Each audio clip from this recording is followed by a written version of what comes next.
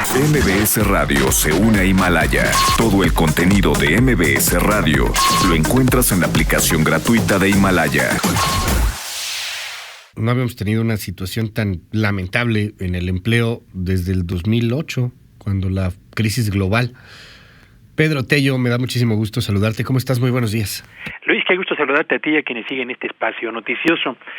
Fíjate que cuando uno revisa los datos que ayer se publicaron, lo mismo por parte de la CEPAL, cambiando su pronóstico para el crecimiento de la economía mexicana en este 2019 y para 2020 también, que el desempeño de la actividad industrial durante el mes de octubre, pero también los datos del empleo correspondientes al mes de noviembre, pues uno no puede, Luis, sino confirmar aquello que señalábamos en este espacio.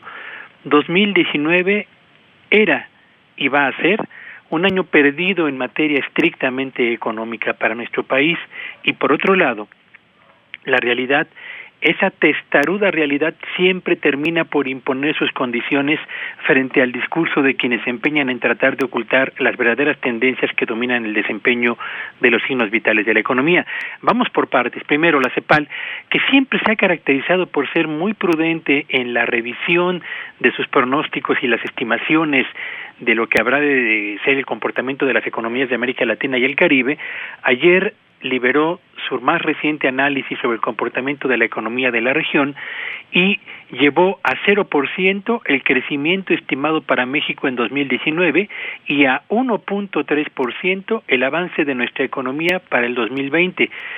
Ya no hay que decir nada más acerca de lo que están estimando para el 2019, ya lo sabemos perfectamente bien, pero el detalle es que para el 2020 están pensando que nuestra economía va a crecer cerca de la mitad de lo que la propia autoridad gubernamental estimó en los criterios generales de política económica, a partir de los cuales se construyó el presupuesto de egresos y el presupuesto de ingresos correspondientes al año que está por venir, lo que significa, Luis Auditorio, que si se cumplen los pronósticos de analistas del sector privado y también de la CEPAL, bueno, pues el próximo año el gobierno seguramente va a tener menos ingresos de los que espera y seguramente va a tener que realizar recortes al presupuesto de egresos para poder mantener el equilibrio en las finanzas públicas. Por otro lado, ayer el INEGI informó que durante el mes de octubre la producción de la industria mexicana retrocedió 2.8% en comparación con el nivel de la producción registrada por este sector en el mismo mes del año anterior. Suman ya 13 meses consecutivos a la baja, y para el caso de la industria mexicana hablar de recesión francamente no tiene ningún sentido. Estamos hablando de una situación crítica al interior de la actividad industrial de nuestro país, y en el acumulado prácticamente de los primeros 11 meses de este 2019, la actividad industrial lleva un retroceso del 1.8% en sus niveles de actividad, y de los 4 componentes que la conforman, el primero, la minería, lleva una caída acumulada en su nivel de producción del 6%. La generación de electricidad se salva con un crecimiento del 1.8%. En contraste, la industria de la construcción acumula en los primeros 11 meses de este año una caída del 5.2%, y la industria manufacturera, que genera las 2/3 partes de la producción industrial en México, cierra los primeros 11 meses de este año con un avance de apenas el 0.7%. Y bueno, cuando esto ocurre en la actividad industrial, Luis, uno de los 3 pilares de la economía mexicana, los otros 2 son el sector agropecuario y el tercero es el sector servicios, pues lo más natural es que de inmediato se refleje esto en el comportamiento del mercado laboral. Claro. Y ayer se dieron a conocer los datos correspondientes al mes de noviembre, donde se informó que en el 11º mes de este año se crearon solamente 76,228 empleos, que para que quienes nos están escuchando tengan una referencia certera, significa una caída de 25% en comparación con los empleos que se generaron en noviembre del año anterior, y si hacemos el acumulado enero-noviembre en lo que a empleos en el sector formal de la economía se refiere, la caída alcanza el 30%. Y solamente muy rápido para terminar, Luis, estos son los datos que corresponden a enero-noviembre, y le recuerdo a nuestro auditorio, siempre en diciembre se presenta un recorte importante en el empleo en el sector formal de la economía mexicana. ¿De qué tamaño es ese recorte?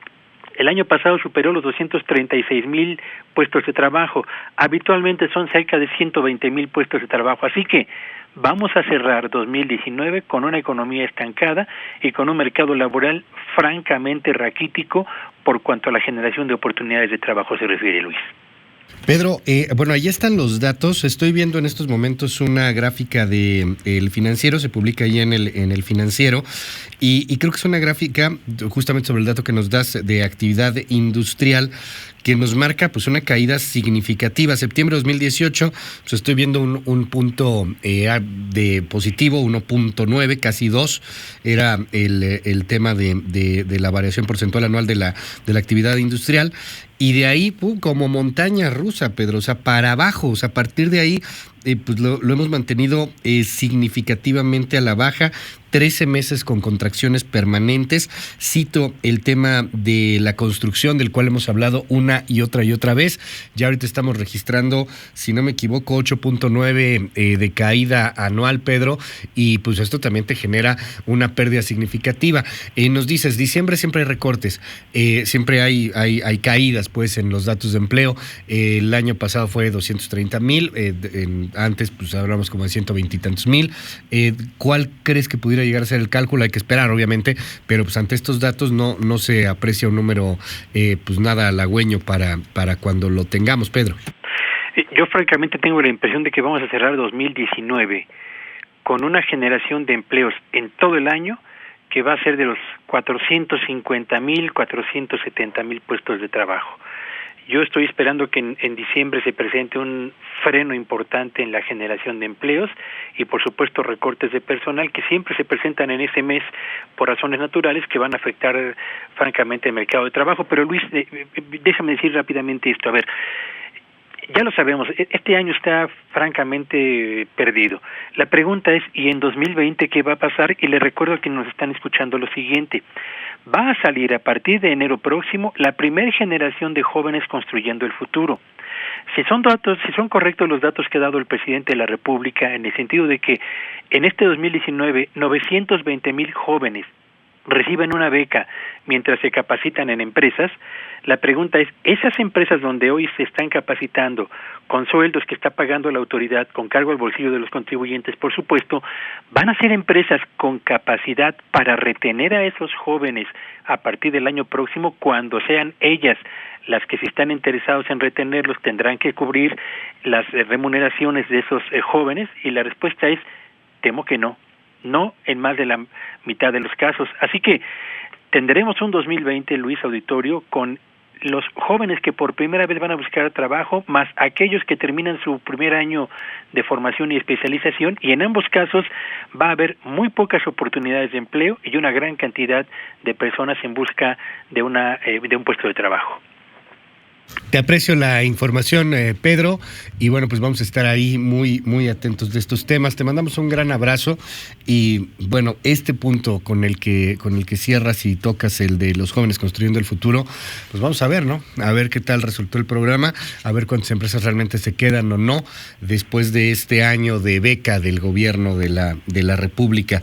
Pues malas noticias, malos datos de entrada. Oye, ¿y qué te parece? Por ahí empiezan, estoy viendo aquí en redes, perdón, es que nos llegaron ahí muchos temas y comentarios, sobre lo que mencionas en torno al crecimiento económico, los datos que por ahí pone también la misma CEPAL, que se dan pues con respecto a la América Latina, y en donde estamos en cero, en donde creció mucho más Colombia, por ejemplo, en donde pues obviamente iba a crecer más Brasil, donde Cuba inclusive tiene un crecimiento creo que un poquito mayor que el que tuvimos nosotros. Hay quien dice que no, que hay que tomar en cuenta otros datos, como los datos de la felicidad. Ay, Es lo que dicen, Pedro. Es que tú no estás feliz por eso.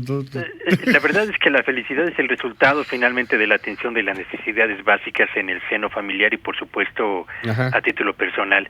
Y cuando no tienes la certeza del empleo y cuando las empresas están manteniéndose a flote porque saben que no pueden avanzar, y cuando las perspectivas que van a marcar la transición de este al siguiente año no son nada favorables, bueno, pues la felicidad puede figurar en el discurso, pero temo que en la realidad cotidiana, la de la mayor parte de los hogares, Difícilmente. Y bueno, sí, México, de haber sido uno de los países con mayor liderazgo en materia económica, con mayor impulso modernizador, hoy está en el piso por cuanto a las estimaciones de la CEPAL en el 19, y en el 2020 somos uno de los países que va a tener una de las menores tasas de crecimiento estimado para el próximo año, Luis. Así están las cosas.